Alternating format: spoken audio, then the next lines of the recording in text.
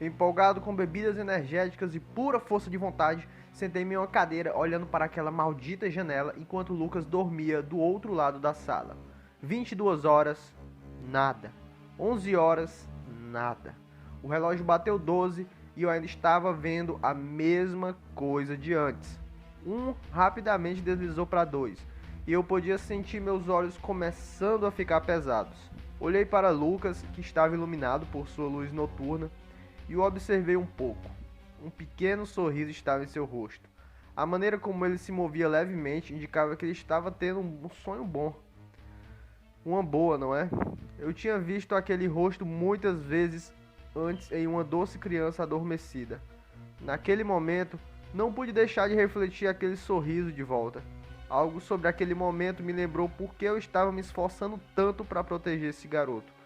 Um sentimento interior para corrigir um erro. Mas eu estava tão cansado, minha mente estava me convencendo com a ideia de que um cochilo rápido não faria mal. Enquanto meus olhos se fechavam lentamente, todo o meu ser foi cortado do mundo. Até que ouvi um grito. Eu rapidamente levantei da minha posição e virei meu pescoço para Lucas, que estava escolhido na cama, olhando para alguma coisa.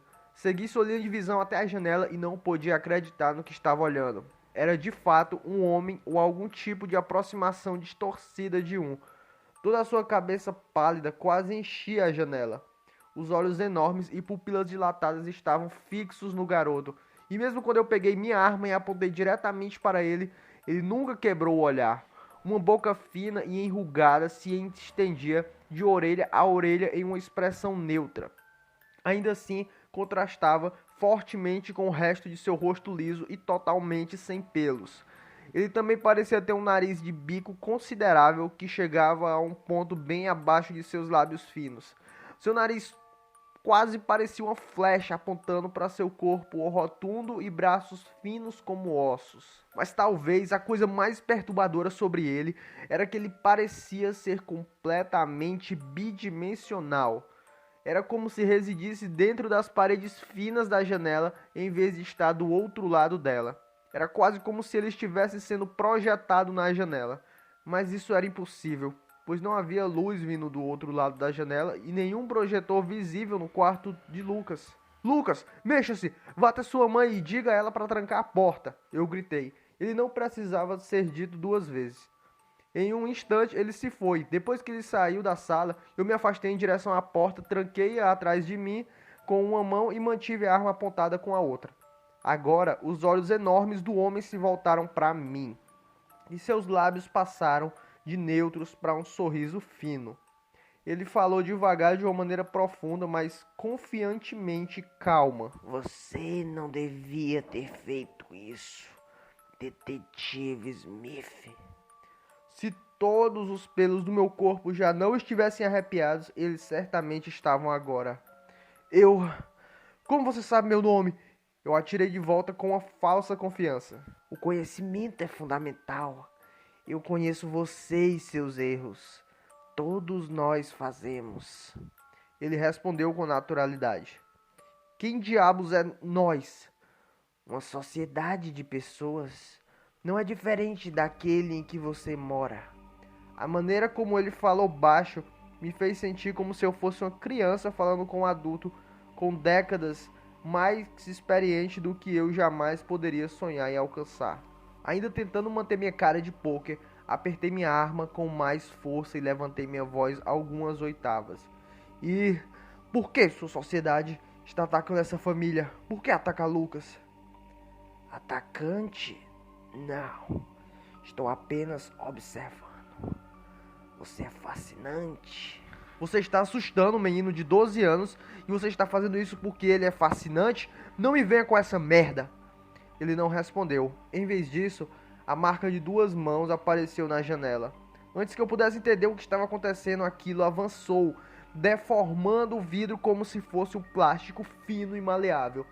As mãos começaram a se estender em minha direção e lembranças do meu encontro com a mulher alta passaram pela minha mente. Eu não ia deixar isso acontecer de novo. Disparei 3 tiros na janela na esperança de destruir seu único meio de passagem para esse mundo, mas o homem continuou implacável. Cada instinto me dizia para dar o fora da casa, mas eu sabia que ele certamente atacaria Lucas e a senhora Wilson se eu não ficasse como a última linha de defesa. Tudo que eu podia fazer era esperar que eu pudesse destruir cada pedacinho da janela. E antes que eu percebesse, as mãos estavam no meu rosto. Fechei os olhos com força e não os abri novamente, até perceber que eles não estavam me machucando. Em vez disso, eles estavam acariciando meu rosto. Ele estava sentindo minha barba desgrenhada e correndo os dedos pelo desbotamento. Eu não sabia se sentia medo ou alívio, mas eu rapidamente descobri para que lado me inclinar quando as mãos violentamente envolveram minhas bochechas e bateram a parte de trás da minha cabeça contra a parede. Larguei minha pistola no tumulto. Enquanto eu luto contra seu aperto para pegá-lo, ele me prende de bruços no chão. Ele me agarrou violentamente pelo braço e me arrastou para a janela. Eu podia vê-lo olhando para mim, sorrindo em antecipação do que viria a seguir. Suas pupilas estavam dilatadas e quase enchiam o branco de seus olhos. Ele forçou uma das minhas mãos através da superfície deformada da janela, e tudo que eu podia sentir era essa imensa frieza. Estava frio como eu nunca tinha sentido antes. Era como mergulhar a mão em um balde de gelo com esteroides. Enviou ondas de dor disparando por todos os nervos do meu corpo. Qualquer que fosse o nível impossível de frio, eu sabia que o congelamento estava a poucos segundos de distância. Levou toda a força que eu poderia conjurar para puxar minha mão de seu aperto. Eu me contorci no chão em agonia, xingando o homem acima de mim. Eu sabia que ele gostava da minha dor. Ele levou um momento para assistir enquanto eu lutava para me empurrar contra a porta antes de falar novamente.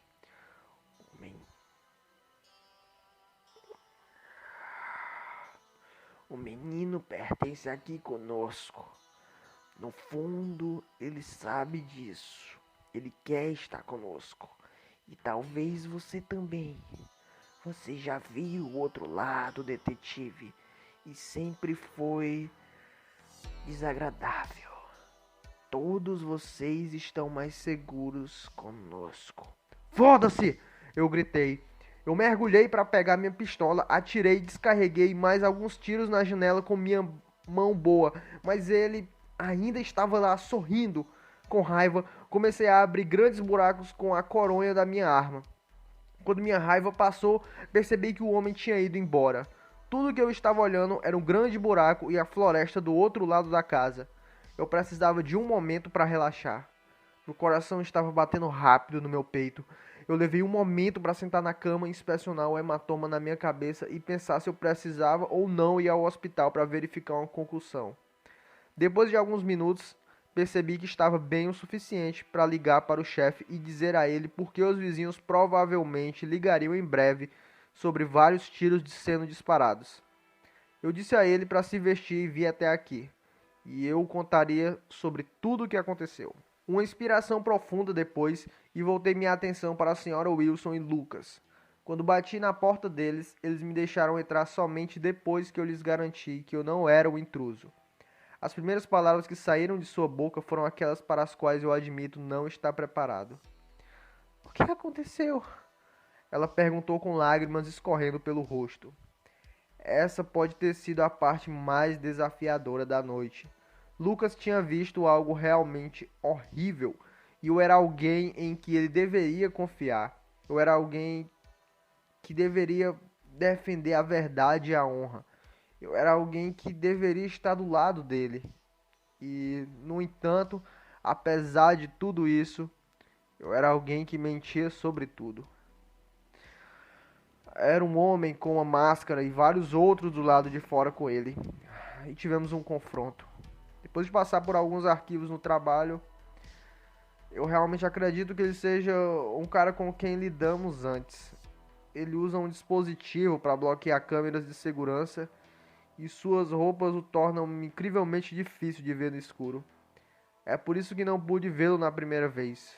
Olha, uma vez que meu chefe está aqui, você pode conversar com ele sobre tudo. Bobagem completa. Eu me odiava cada vez mais com cada mentira que saía da minha boca. Eu queria tanto contar a verdade a eles, e se dependesse de mim, eu absolutamente faria. Mas depois do último encontro, eu sabia que não era minha escolha.